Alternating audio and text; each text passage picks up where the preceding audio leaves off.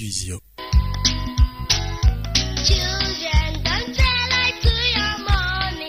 Des vieux potes sont menus peu et yi. Mino des vieux potes sont menus peu et yi wona wome. Même les dacia, même les datos ndiga shekei, ndiga wo le radio horizon dit.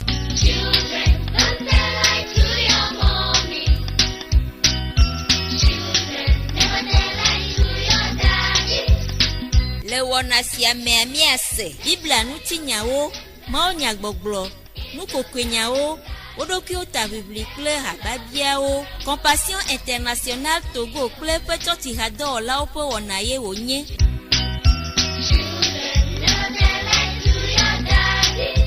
Des vieux potes sont menus peu et yi. Mla devile moi si watula nu ne watila matidal edi o.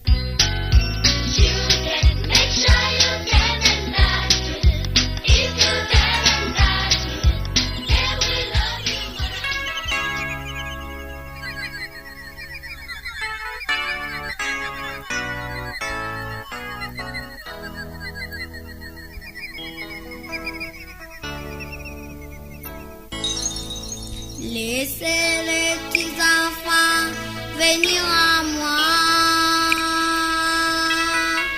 Laissez-les venir à moi. Ne les empêchez pas. Car les royaumes des cieux est pour les petits enfants. Laissez venir à moi les petits enfants.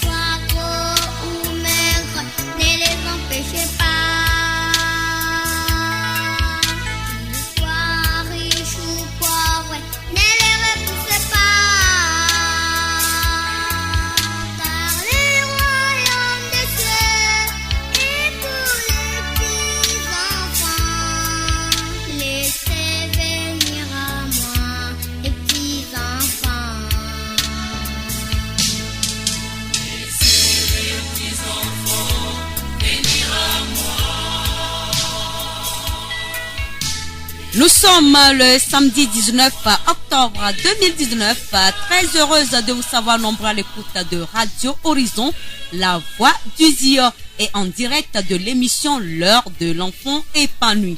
Ce matin, nous sommes avec les amis de l'église de Pentecôte du Togo, Paras d'Adangbe, CDE La Grâce TG 211, et avec les amis de La Grâce TG 211, nous allons vous donner de la gaieté, nous allons nous amuser, nous allons apprendre d'eux, et vous allez nous apprendre aussi ce que vous connaissez. Voilà, et Florent Kodjoche à la partie technique, Gaëtan Amouzou, Blessing Possonio micro avec les amis de l'église de Pentecôte du Togo, paroisse d'Adangbe. Niano viole mia dome, oso paroisse d'Adangbe, wawe chochia, yeni église de Pentecôte du Togo. Centrette La Grâce TG et 211 apeto apenowo miawezon miawe le todi kaka miawe bona edo geg zandi ya mia somon kokona mi miado kame le miaka son vivio miano viole mia dome wawe plolocho le mia dome le mi vale o biabia la teva hakona lava tu plolo fan alo ela te sokona lava ajemia ji to di no lo fa ne mi do kamea mia kaseun oyo na be tata blessing mia no vi mia fofo Florent kojo che tonton Florent play toto Gaëtan yele partie technique mia je comme play egbedodora les vieux mia do wezona mi kengwe alo mia wezon lo mia va pe metode mia jila o fun mia le plo la ode mia chanfon nyede lo mia do gbeda ni mia je wona gome. Praise the Lord. Hallelujah. Ya je gome oyo na mbena la fane kwa kurut mele college me hoto me do pweve je gome plesu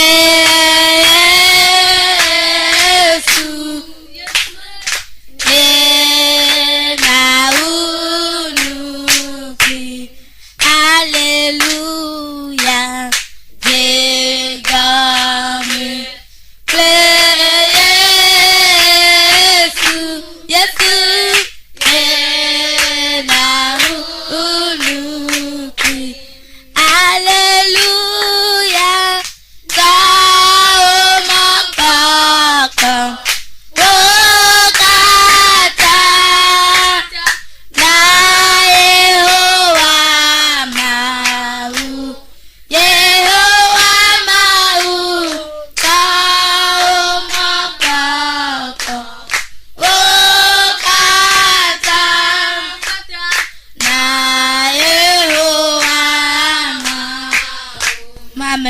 jaganya tomi to bukle kaf na la bene ka promi va te pesa gbagba ko mi ko gbagba ka bene va jenu si anu kam kumi na idi na unu kumi benu wa nya to bukle kaf na to vio yes pon ka mi dogera amen amen en ba pour Jésus Jésus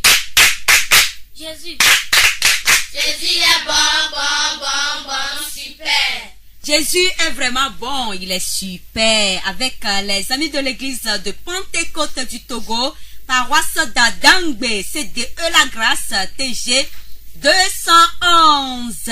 Mia Kassion Vivio, Mia Srono Soubon, allô? Oyira mi gbogbo de lo. Amen. Amen. Ok. Mia Adjesi, paroisse d'Adangbe Vioko, so CDE La Grâce. Mia jesi mi tohede mia so micro na mia no vi de ka ne ba ade projet afiomi. Alléluia. Amen. Je m'appelle Akba Augustin. J'ai 9 ans. Je suis au CM1. Je vais présenter notre centre. Le CDE La Grâce d'Adangbe est une organisation chrétienne à but non lucratif qui œuvre pour le développement communautaire centré sur l'enfant. Elle est chargée du développement holistique de l'enfant. Cette organisation est un produit du partenariat de l'Église de Pentecôte du Togo et de l'ONG chrétienne Compassion Internationale Togo sous la conduite du pasteur Lidéfer Moussuru Moïse en charge de la paroisse à Adangbe. Elle a ouvert ses portes avec l'enregistrement de 200 enfants le juillet 2014. À ce jour, le centre compte au total 252 enfants bénéficiaires et 30 bénéficiaires du programme suivi et de la petite enfance. Nos zones d'action sont d'Adangbe, Gati et leurs environs. Le CDE est géré par un comité dénommé Comité de gestion du projet CPC composé de 3 membres. Une équipe de 5 animateurs du projet assure exécution de tâches quotidiennes au centre. Nos partenaires. Jusqu'à aujourd'hui, nous avons un seul partenaire qui est Compassion Internationale Togo.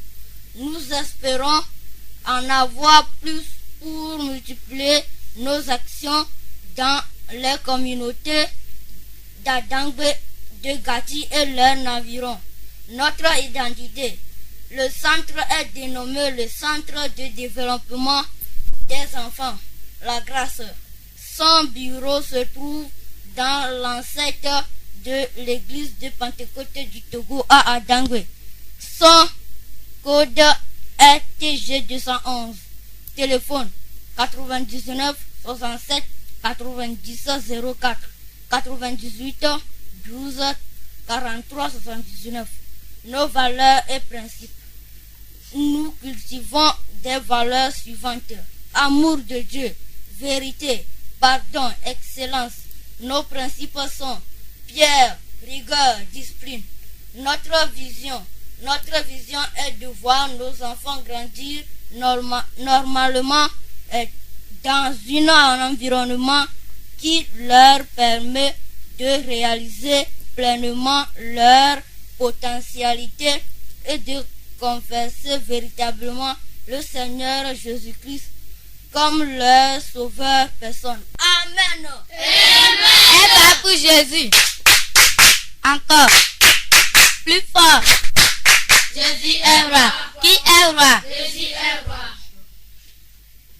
Jésus est vraiment bon. Il est roi aussi.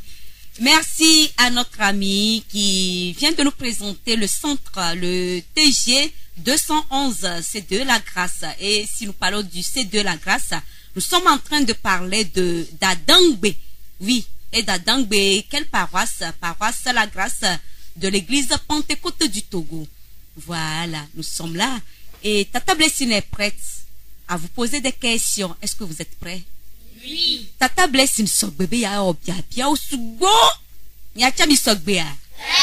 E Georgina Munto. Aha. Mi o mo nukoko ya mi do beto hedina pastor. Leke mi yo pastor. Aha, mi anto mi ave pastor Moïse. Ne ele to di ami okuku spécial ne. Ye mi le peto hedebe prochainement ne c'est de vieux bona. Donc be vieux bona. Pas son toni prodoni bava. Ne bava studio de Radio Horizon. Et la ni jijo gande na mi be na mi akwele mi adome. Amen. Amen.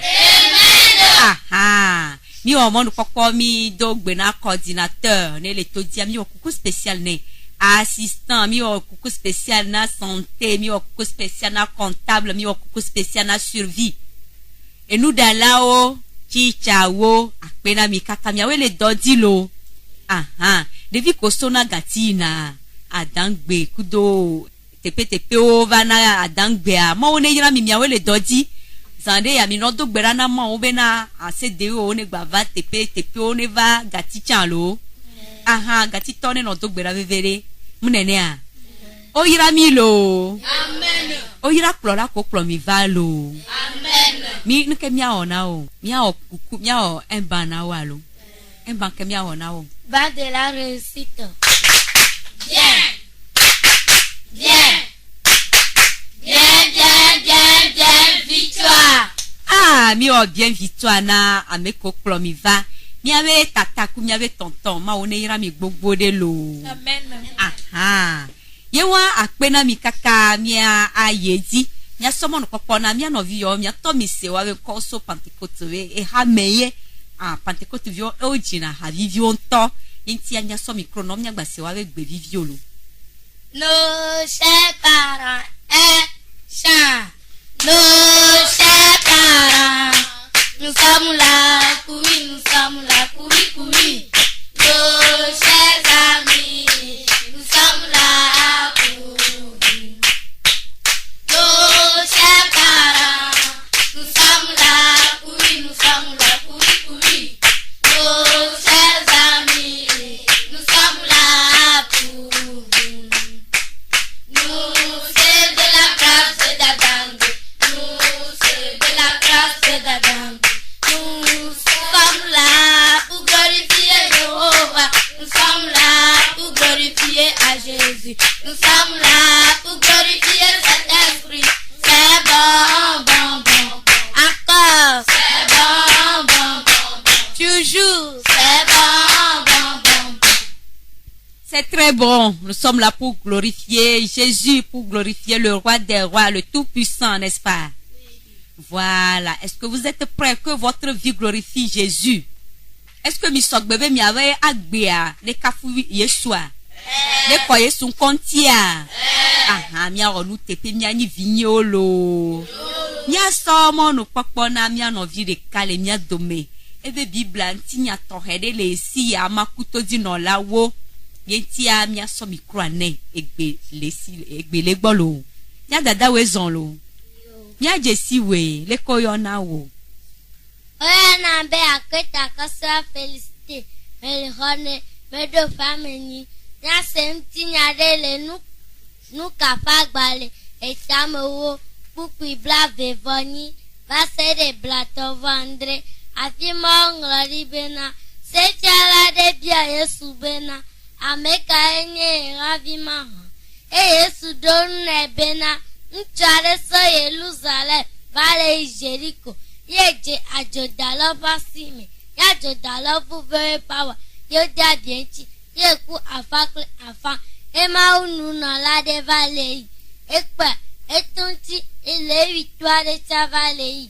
Ekpa etonti Samaria toare vale.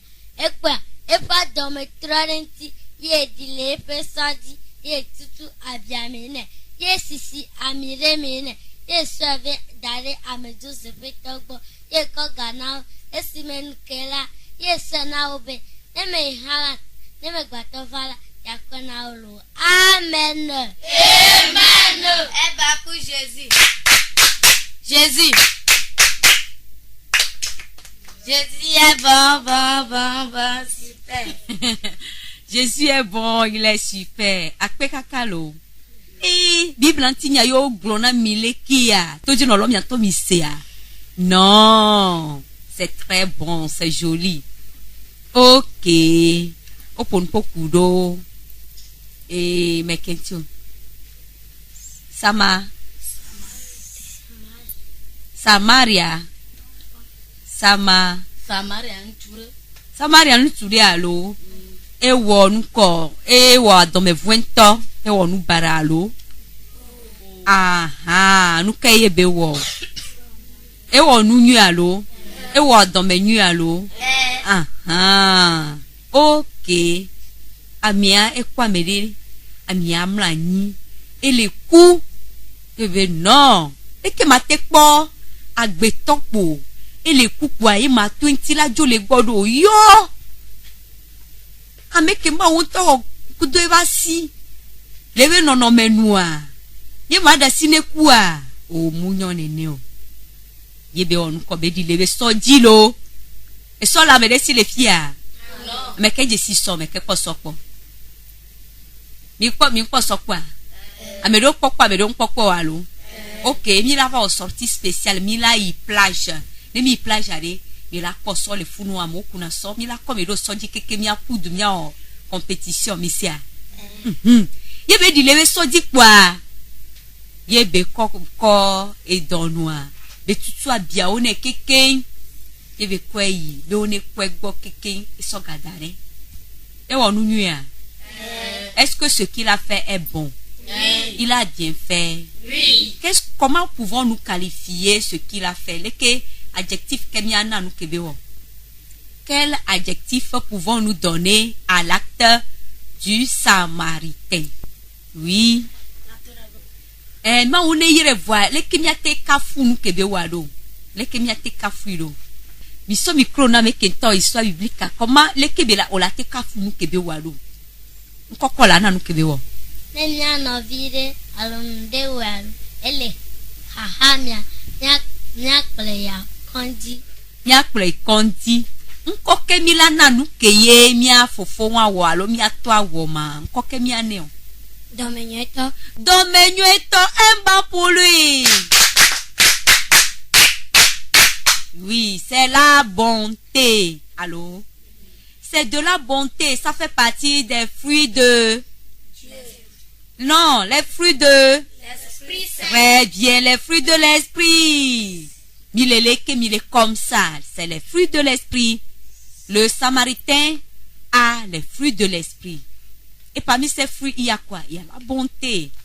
Bonté a ebe wona miaewa. Aha, fifi a mi anto de leçon kaye mi tirer les Samaritains wenya ya me. Nous sortirons kaye mi la seront les Bible antinya ya me. Aha. Oyo na be Adam du vin kodo. Ni nyame sro le ntina ya meni bena. Meni kpomia no vire le haha ma mi ma hal dititi kaka. Mi adasi daria jolo gboro. Amen. Amen. Oyiro gbogbo de. Ne mi kwa me de le haha me a. Mi ngba be o. E ya fifia ne munote a. Ma ve tingbele do me mdo la jo kaba kaba. E mi la jo le gbo ao. E mi one ne ami munyi bon. Ni munyi bon samaritain. E mi mo bonté. Ça veut dire que nous n'avons pas les fruits de l'esprit. Et ça veut dire que ma oma no d'accord ou alo munene a. Ok. Amebu. On a un compte comme la vie. Mais l'école, j'ai pas qu'on veut me donner pas me vivre. Nous qui n'y a pas sur la main, il veut. Les miens, mi pas bien la vie de caca, mi t'as mis à pelenchi, mi t'as mis à gueule caca, t'as la pelle mi anchilo. Aha. Ne amede le hahame akperenti. No chova le hahame ne ntom perenti wo wa mau. Elana amede kokola honao. Amede kokola perenti amede kokola honao. Amen. Ne mi le fidèle na mawa ne mi onu tepe de mawe kumea ma o madasi enu barala jotumi o ne nde jotumi cha ma o la pere mi anti kakamila doleme. Amen. Ya so mo no kokona mebu. Quelle leçon avez-vous tiré? C'est fini. Yana, levez les doigts. Aha. Quand ni kondo kofi romiade me do femme wo. Il faut parler fort. Quand ni kondo kofi romiade me do femme wo me le hwato nkenya me sro le enya maunya ya me ni bena emi ano vide le haha me amia kperenti. Amen. Amen. Na me de le haha me kwa kperenti lo. Ye ma ola yero chance gbolo. Mais que we no na haha me le miaba haoti o le miaba home le miaba projet o me le miaba church o me le miaba school o me. Mais que we no na haha me yemi jesi o. Ye no kenyi wa be haha. Oya nambe akpasu yovi Andre. Molo college mo horka mo do pe Amerique. Haha konele ne mi le centra. Ne yimbena mia nyamo suku vide ga ono na haha mo.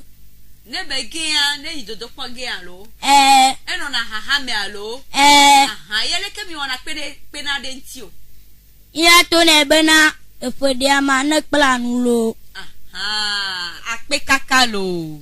Na mi age ye bele nzizi mi ami grana nebe aun. Jagbagba ne epeke la vari. No chakla nu nyede na tosia. Yento mano kerentio mi ano exercice solo. No ve donner exercice de sengom te wi okpa. Sovani ma kerentio na te traiter nyede. Gamea ne devoir va no va bien ne leve noa o la te we. Ene mi wone nwa lo. O yira mi Yesu ve vio ye mi nyinya o. Aha. Amede gbale haha me minya ye mi kerentia. Mekewe no na haha me o yele ke mi wona na o. Yo na mbe kondo comme la vie. Mais le collège je peux quoi. Ama ve modo pa me vive. Yana viro na kakama. Uma kona gakan bova na school. Mi kona le wachi mi prema. Mi ko mi andu ya lone gal mi asemina na o. Amen. Ebe yo no video va na sukulu a.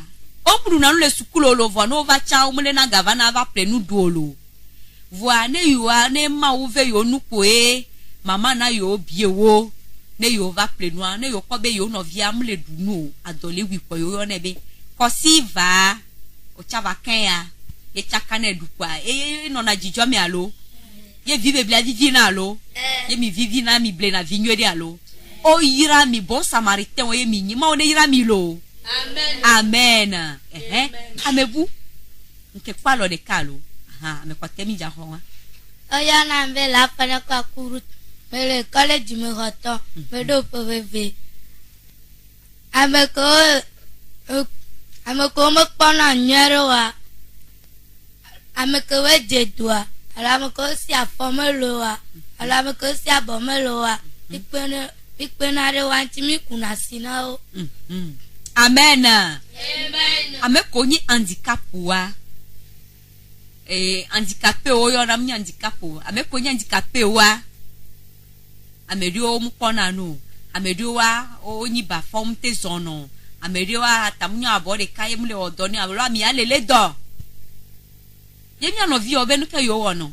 Yo la kusine. ne tobe yo le ja dunu ya mi amate zonve kusio agba so alonwa so dara nyingba wa yo kuna sivana na mi ale afike be na yindu ya mi akrona sikekem yo so du avana mi anedu o yira mi lo amen ne mi le nene shiande ne Yesu trovare e la komi pue amen amen o yira mi ave pastor olo o yira mi ave plola olo o yira mi ajila o chalo amen ila yin ko gbogbo re amen amen okay mi aso yeji alo ye mi so le yeji Boko. aha minya formula nto ye mi so le yeji Boko. aha nya agbaji havivi de ka wa e hakimila dia mia di chant d'adoration que ne la pere mi ave pastor bubu tonti ne baba gloma unya na mi sia okay ne mi di have kwa mi ape pastor ne baba glom ma unya na mi lo. Te disons merci Seigneur, merci Seigneur. Te disons merci Seigneur, merci Seigneur. Te disons merci Seigneur, merci Seigneur. Te disons merci Seigneur, merci Seigneur. Niele glabe soit pelo, apenao. Niele glabe soit pelo, apenao. Amen. Ni so mo no popona ma unya glon la lo. Alléluia. Amen. Praise the Lord. Alléluia. Mauvio. Vigo. Etidudu. Ele Yesu be boame. Oyo nambe adan vivant kojo albane. Me le kwade, me do fa mawo. Ndi afo ma onya o decho. Luka fa gba le ta me ve. Pipi blaton vove. Mais de coucou na ya fo mi kula la wa le nami. Oyo nambe kondo comme la vie, me le colle je peux comme ve. Me do pas me ve. Bien que nous le Luka fa gba le ta me ve pipi blaton vove gbona mi be. Aye Yesu chire di le nunya. Ple chichi, ple amenu. Amenu veve le ma ou ple amewo bola me. Amen. Amen.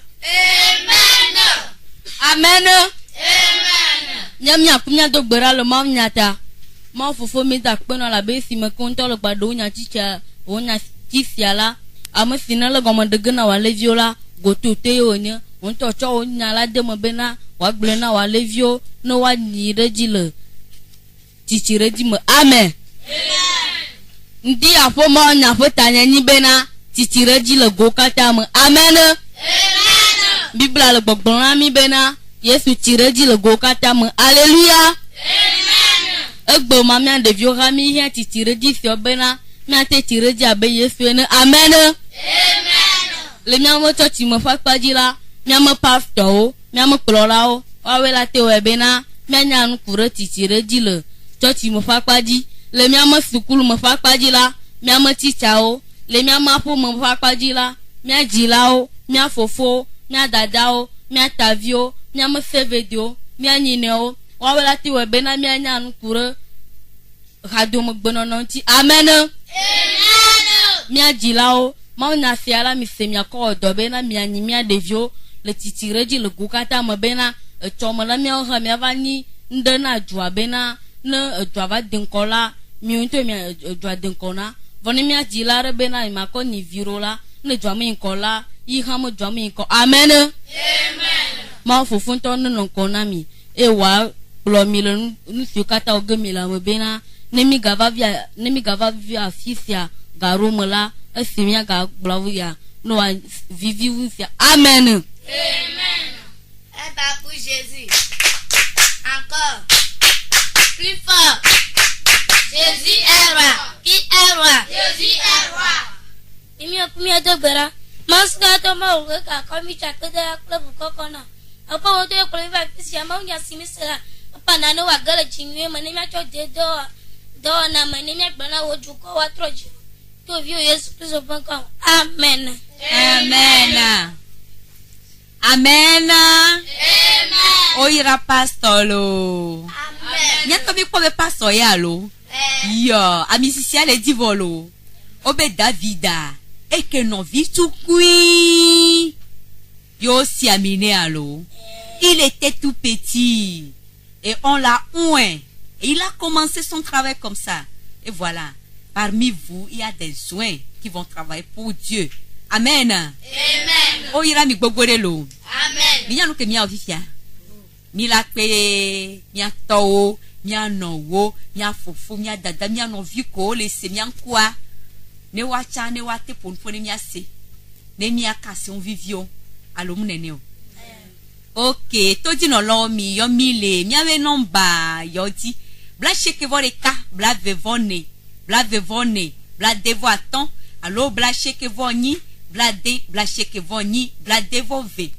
91 24 24 65 98 60 98 62 Mido kame femme ya kaso vivio ya kwa mede le kame. Allô? Allô? Bonjour. Feli no eso gati. Gati to fona ma. O fonyo ebe. Yo, egbale gbolo. Me yira mi amesio keke le funa me yira gbogbo de me le se onko. Amen. Ele church na. Ni me nyala ke tutu ma wele kwati jala ho mento. Amen. Ta ma une yira gbogbo de ma une siamino. Amen. E siamina tata mo ngabo nko vire. Tata blessing.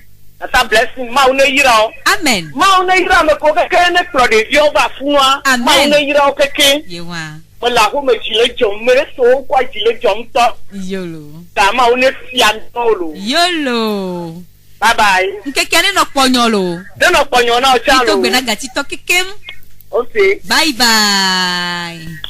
Yo vide akpena mia no seli no so gati.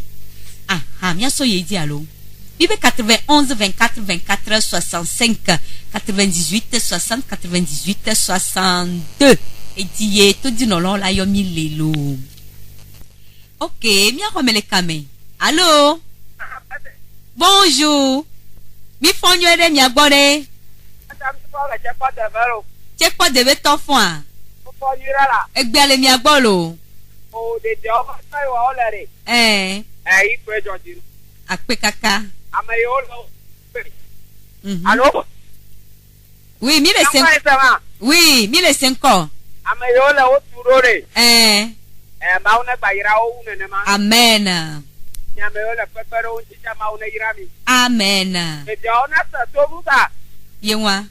To sa sere babira lo izara. Izade lo akpe kaka. Hello, yona ka. Daniel, monsieur Daniel, oyro gbogbo de obe de vione senu lo. Mi senu na mi ave prolo, mi senu na mi ajelo, mi senu na mi ave chichawo. Amere le kame. Allô? Allô, bonjour. Amere le kame miakwe. Allô? Allô? Bonjour. Bonjour, bien kawe. On était dans. Didi volume na radio wa videlo. Yo. Nyanya kawe. Nkonye dans son linge. Oyo mi Sofika. Davier assommé. Solange wezo kaka.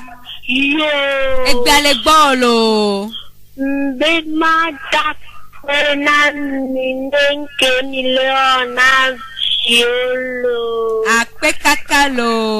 Neira de violo. Amen. Neira ontolo. Amen.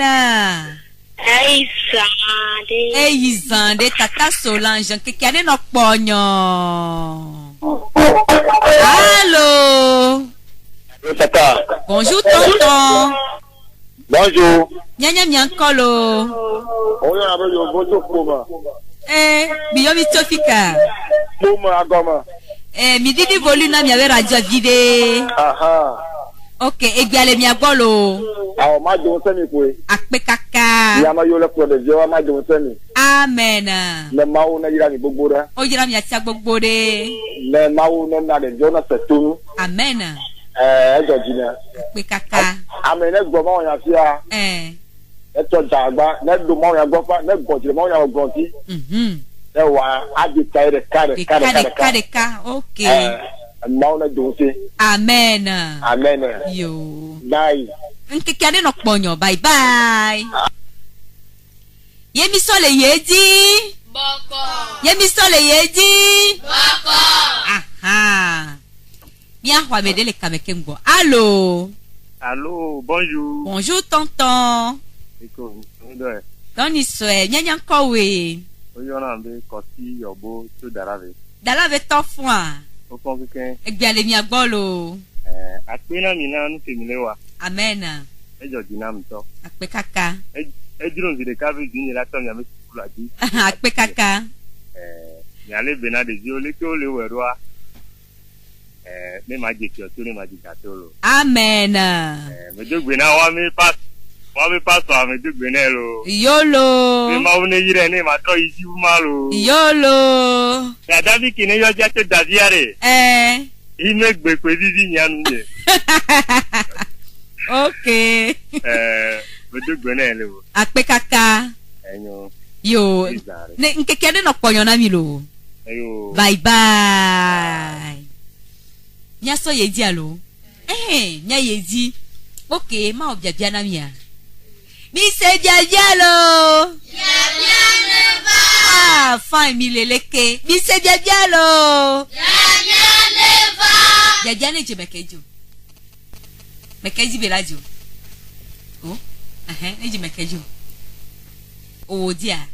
Okay, à moi le passer dit lo. Ah, vous êtes comme ça. Bon. Mais quoi, mais quoi dire bia ne dit yo le passer dit mako. Il y a une fille qui est courageuse, 2 filles courageuses. C'est fini, non?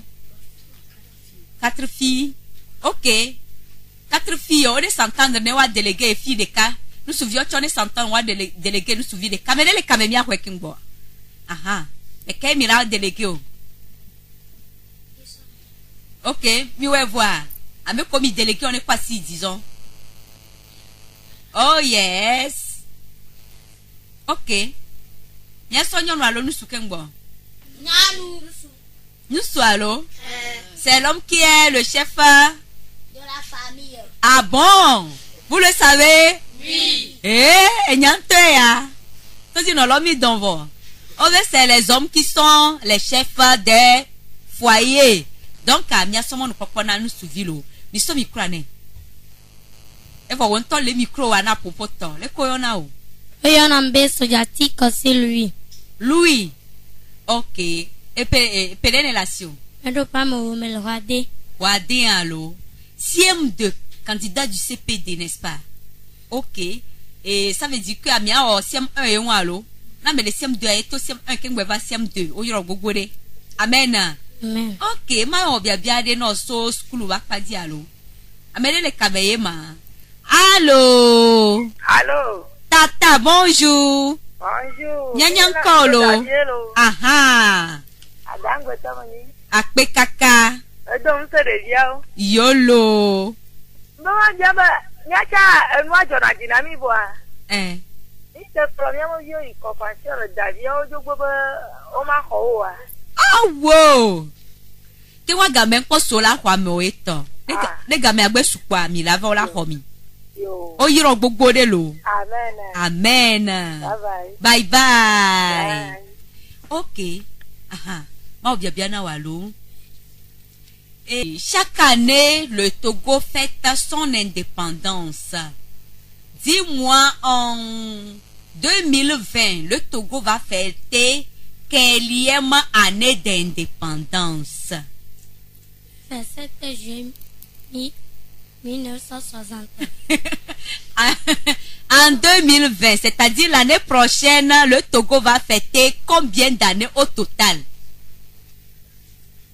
Et penene la no Togo si en 2020, penene la no Togo si. amokwa si dilo obe yo akperenti o donc amolo na nya ogonene a ah bon il y a la solidarité ici OK so mi kura na me ko odi avec les perenti ane ba perenti o wow OK oyo no beleko oya na mbe akpasi yovi André evo do bia bianti et penene la no Togo si le 2020 me et pe que là-bas et penene la no Togo si le peu que là no Togo si ani peu blato vove c'est quand nene on 52 ans 52 ans oh les chats oh les sura OK o jagbagba ça veut dire que o c'est question comme ya voilà e poto vile nene yo ya we pas sobe ya adu intilo ebe ya kwera moti oyo na be adan di sankojo efo mami ja dia Togo da do efo blato va sheke 59e anniversaire mille d'accord et penene be ya do ne peke mi amisona meke la pere mi antifalo amele kwa sidi oya na mbe la fane kwa kurutu e peke ava Togo jadu e pe blato boni 58 ans mille d'accord oh misona amele ne pere mi anti ameke la mi beje sigbe la te pere mi anti quoi mune no mi nja dogo le hoya molo mi est bloqué quoi vous allez rester au studio jusqu'à Adola Oumi obe tata ne hona yolo de viawo obe tata ne avoir me ressorti o kwasi diare le kemia tata ngwa na be gocha kosi ube bodo famo wolo kwade efo kede gbona Togo ya do efo blade 60 ans Niao un banquenio. Bande de la réussite. Bande de la réussite. Bien.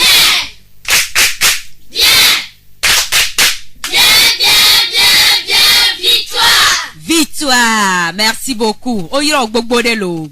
Ok, mi o grâce na me kotia o. Nya kwa mele kame. Allô? Allô? Nya no. Allô, bonjour, nya no, nya se, nya encore. Le cours na be tata venu ni so adangbe. Adangbe tofo ma. Le cours adangbe tofo nyo de a. O fo do gberani. Egbe ale mi agbolo tata venu ni. Don se mi. Ape kaka. Ado félicitations da de violo. Ape kaka lo. Ele dodi kaka. Ape ba we le dodi. Okay. Ndo gbena tata José. Monsieur Mesme, Alekia velo. Yolo. Eiza. De. Ape kaka lo. Aha, mi anko abele le kame. Allô? Allô? Un auditeur en ligne. Allô, bonjour. Eh là là, ok. Ape kaka lo. Oui, allô? Allô, tata? Oui, tonton. Nya miankolo. Oh, e kamunyo, kale didi. Aïe, aïe, aïe. Ok. Mia somo no papa na mia no vi. Amelebe do enyade ya agro na mia lo. Ya o iso drôle de na mia lo. Ok, iso drôle. Oya na be gbocha kosi ibe. La scène tonne se no préparé. Mais kola o scène on ne s'apprêter. Ok. Oya na be gbocha kosi ibe. Odo pe amowo mo lo kwa de. Meji ba ma glo nkoko nyar ka ba ko dun nkoko re karani. Ape. Nturele a efipo ya pina. Oh. Bereka le ya yi gbo fifia odo na no ibo chiri. Le ya le fifia odo na no hechisi. Eyo a. Wa. Bereka ame gbo po mo. Wa ntu alo po kaka mo ya mo ketutu benye. Wa ndasi okwe. Eta efigbo ojo. Egba ba ya lo poro mo. Ba wa no gata fi alagajo. Bereka ga ba intura ba lo po mo. Wa ke ba lo po ba. Ntasi yon. Wa jala jogo kwera kwa enya bo me imale mo. Wa ntu atuko je chita. Kiko bo koko je chita gbono. Wa ntu aso gbono kaka ba do moja. Ntu abobo vire trok kwa manire. Ntwa ga sokoro ka ba gogo gbokwa. Ipo ntwa akoko kwa iji. Ipo klero to kwa ipo amadofa. Be. Kwa. Ntwa ga josiho. Kwa gazi oviro kwa. Ipo ga akoko kwa iji. Ega klero to kwa be. Kwa. Ntwa ga josiho. Ntwa ga klero zitoga to kwa ipo amadofa. Oh! Nka wonya joni. Yere ka pola lopo ya lopo ya batia.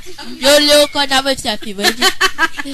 Ibo ba ko ba don kokor kana melo. Apelo. Atamo. Damascus. Ablero.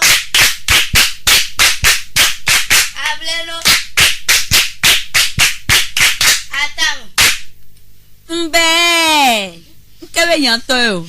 Yo, que me lo ombe a mí me lo ombe ni ya da simia. Okay. Aha. Alléluia. Amen. Oya nambe akpasu yovi André. Me le kola di mo horika me do fa mo werke. Ma gbonya ma ko don kokonami. Ova va me gbereka fofo yan do va de suku. Egbebe mra suku lo. Oto ne bana o vinyanu kancho la gbe sukula. Abana o ta ye mra sukulo. Ira no nyi koklo. Beraka gba o va do koklo pone. I yo vo va be ava plo koklo lo. I yo va te na be sala c'est combien? Ma se va mon numéro quoi. Tu es fou. Parce mia fofo comme je suis comme numéro quoi. O fulo koklon chinyoro. Hey. O mole pa koklon o fulo koklon chinyoro. Aga abana tu es normal. Aga troto na yo vabe. Mokwe o noya asuya. Inji tambo matona mi bana. Nemi atakunya no demi sukula. Mi gagbo. Ta mia fofo ya lo suis le français gbo mo vo amonyolo. Amen. Amen. Patalo. Atakwe kamebi jokoto. Patalo. Okay, fefe wala o game suzone miao fefe na milo. Oya na mbe sojati ami Julien.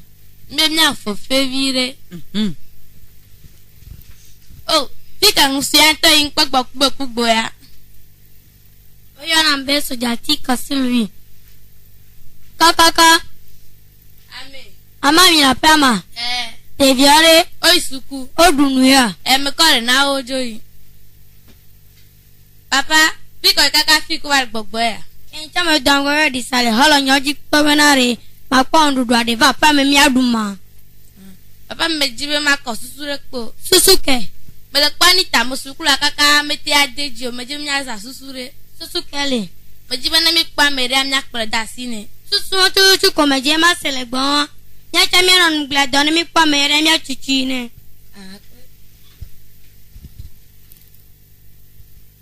Kaka. Me tasi wezo. Yo. Ninema dogba na mi handelo. Nde de viore. Ofa. Ape mere. Ofa. Ama honu na. Tasi mi akpofa. Miato mi nyabe America mele. Mogbaso America. No ya America. Oyo na molo do vovovo mo. Do sugbo no yo le fi awa yo le fi no yo le fi ayo le fi. O miato mi nyabe vire ka ko la sinyo. Ile kano na fami be ma ko mi bere mi na te pa. De vire kana ma so pe no ano mo vo no mo preja ma be de school ga. Ma onde pepe ne de pe ko jia. Ma wene Nyao.